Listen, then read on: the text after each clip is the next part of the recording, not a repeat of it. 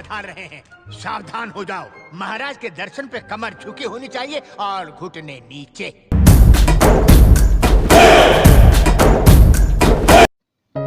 नमस्कार मित्रों, स्वागत है आपका। मैं हूं उदय सिंह शेखावत और आज हम जानेंगे उत्सर्जन तंत्र मतलब एक्सक्रीटरी सिस्टम के बारे में।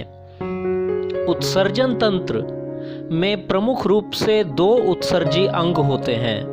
नंबर 1 त्वचा या स्किन और नंबर 2 किडनी या वृक्क। लेकिन हम दोनों पर अलग अलग फोकस करेंगे।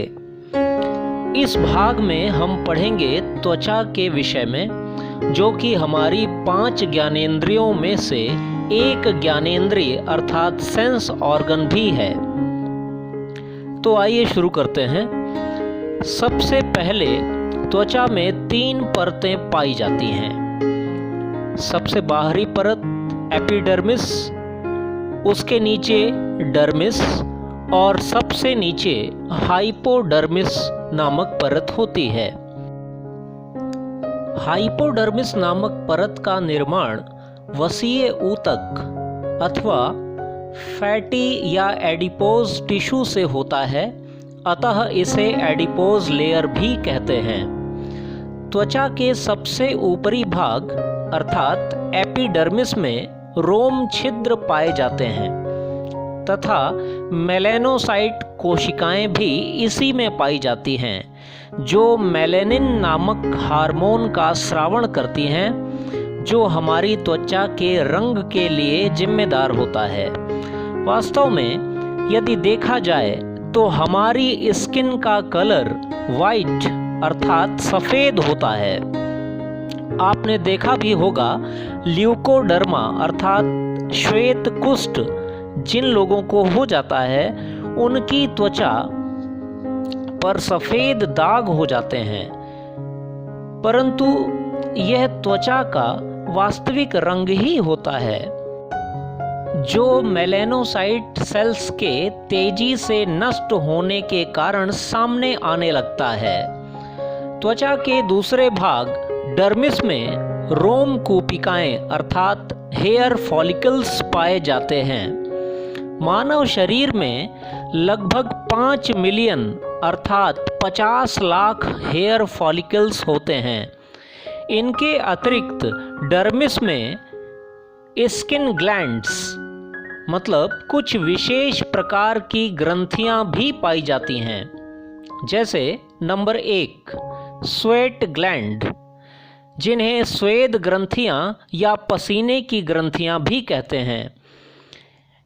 इनमें से जल के साथ कुछ अशुद्धियां सॉल्ट्स अर्थात लवण बाहर आते हैं। साथ ही ये ग्रंथियां शरीर का तापमान स्थिर बनाए रखने में भी सहायता करती हैं। ये ग्रंथियां पूरे शरीर पर पाई जाती हैं, परंतु होठों, जनन अंगों के अगले भाग तथा नाखूनों में ये नहीं पाई जाती। हथेलियों और पैर के तलवों में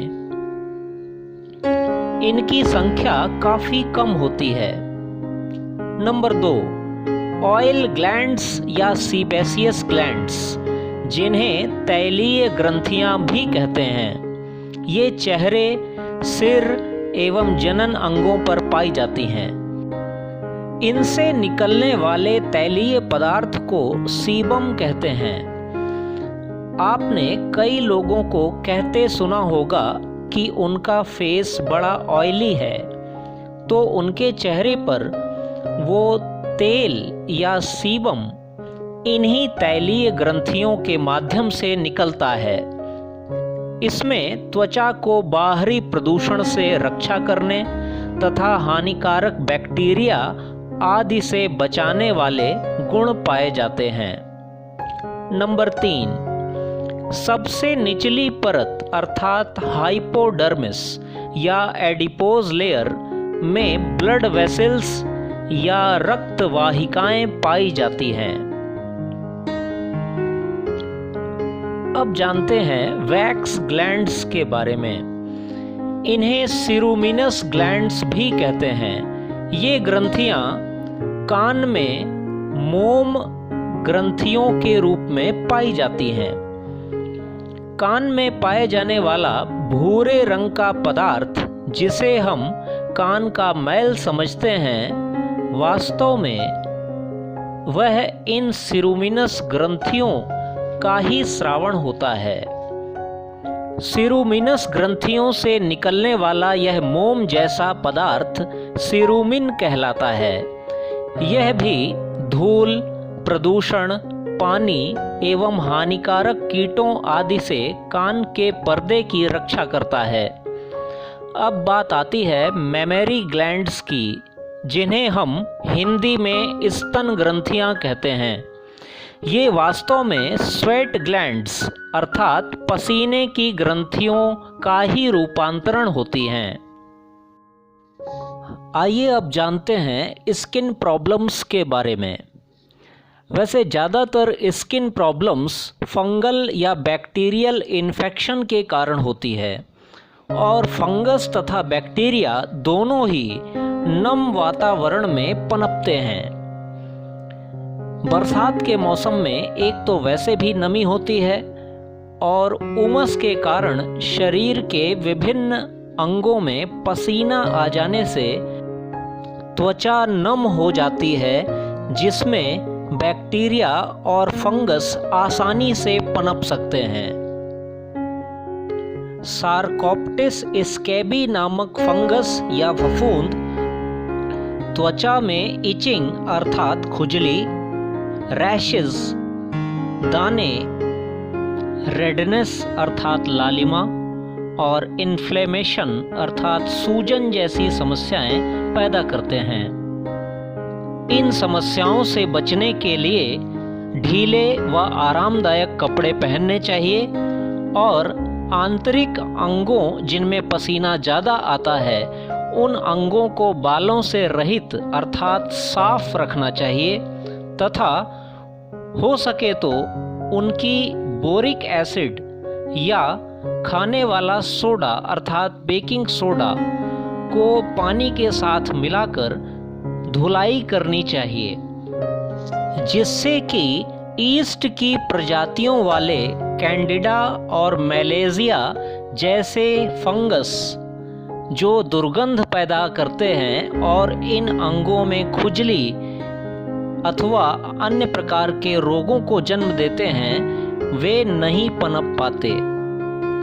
विशेष रूप से हाथ की बगलों और जनन अंगों के आसपास के क्षेत्रों की सफाई पर विशेष ध्यान दिया जाना चाहिए। कुछ ऐसे फंगस या कवक होते हैं जो गंजापन या एलोपेशिया अर्थात बाल्डनेस पैदा करते हैं, जिनसे सिर के बाल जगह जगह से झड़ना प्रारंभ हो जाते हैं। इस कवक का नाम टीनिया कैपिटिस है। इसे ringworm of the scalp भी कहते हैं। वैसे तो गंजापन अधिकांशतः आनुवांशिक या जेनेटिक होता है, परंतु जिन लोगों में यह रोग होता है उनके इस्तेमाल किए गए कपड़े, टोपी, रुमाल, तकिया, कंघी, साबुन आदि का प्रयोग नहीं करना चाहिए, अन्यथा यह रोग उनसे संक्रमित होकर के आपको भी लग सकता है। सीबोरिक डर्मेटाइटिस बालों के डैंड्रफ की कंडीशन को कहते हैं, जो मलेरिया ट्रिगर्स नामक कवक के द्वारा पैदा होता है। इसमें बालों के नीचे की त्वचा रूखी होकर झड़ना प्रारंभ हो जाती है और बालों की जड़ें भी कमज़ोर हो जाती हैं, जिससे बालों का गिरना प्रारंभ हो जाता है। इस कंडीशन से बचाव के लिए हमें खट्टी दही अथवा छाछ का प्रयोग बालों को धुलने में करना चाहिए। साथ ही नीम की पत्ती वाले पानी से बालों को धोया जाना इसमें बहुत लाभदायी होता है। ट्राइकोफोटॉन मेंटेग्रोफाइट्स नामक कवक या फंगस रिंग वॉर्म अर्थात दाद पैदा करता है। यह अधिक देर तक पानी में काम करने अथवा पसीने से भीगे हुए कपड़े अधिक देर तक पहने रहने से त्वचा में होने वाली समस्या है। हालांकि यह कुछ औषधियों के माध्यम से 1 सप्ताह के भीतर ही ठीक हो जाता है, जैसे रिंग वॉर्म, रिंग कटर, निक्सोडर्म एवं क्वाड्रीडर्म का प्रयोग किया जाना अथवा लगाया जाना इसमें फायदेमंद होता है और यह जल्दी ही ठीक हो जाता है। आइए अब चर्चा करते हैं कुछ अन्य स्किन प्रॉब्लम्स की। आपने देखा होगा कि कुछ लोगों की त्वचा रूखी, बेजान और खुरदुरी सी हो जाती है। उससे स्कैल्प या खुश्की सी झड़ने लगती है। तो ऐसा कई कारणों से हो सकता है, जैसे कम पानी पीने से, मौसमी फलों का सेवन न करने से, अथवा फिर स्किन पर किसी बैक्टीरियल या फंगल इन्फेक्शन से भी ऐसा हो जाता है। इसे ठीक करने के लिए लोग बहुत सी एलोपैथिक क्रीम आदि का प्रयोग करने लगते हैं, जो कि स्थायी परिणाम नहीं देती। परिणाम के लिए हमें अंदर से पोषण मिलना जरूरी है।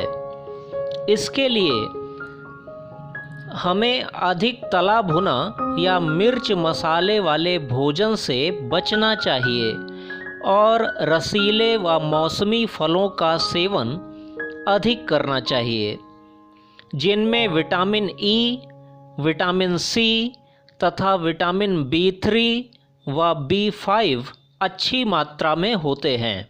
साथ ही इनमें एंटीऑक्सीडेंट्स तथा फ्लेवोनॉइड्स भी पाए जाते हैं, जिनसे त्वचा को भरपूर पोषण प्राप्त होता है और त्वचा व बाल खिल उठते हैं एवं दमकने लगते हैं।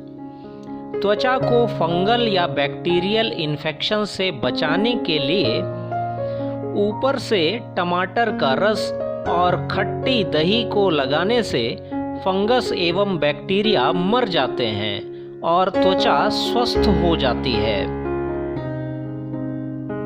यदि आपकी त्वचा पर खुरदुरापन व दाग धब्बे हैं तो आप नींबू को आधा काटकर चीनी के महीन दाने के साथ हल्के हाथों से स्क्रब कर सकते हैं।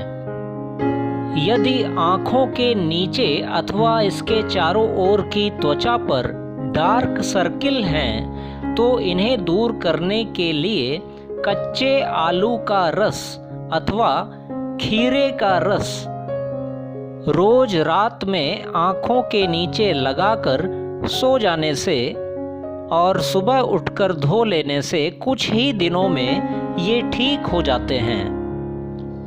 इसके अतिरिक्त एक और घरेलू औषधि का प्रयोग आप कर सकते हैं, जिसमें एप्पल सीडर विनेगर मतलब सेब का सिरका व खाने का सोडा एवं एलोवेरा का रस थोड़ा थोड़ा मिलाकर उसे रुई से त्वचा पर लगाएं और 20 मिनट बाद धो लें तो आपको तुरंत अथवा 2-3 दिन में ही आश्चर्यजनक परिणाम देखने को मिलेंगे।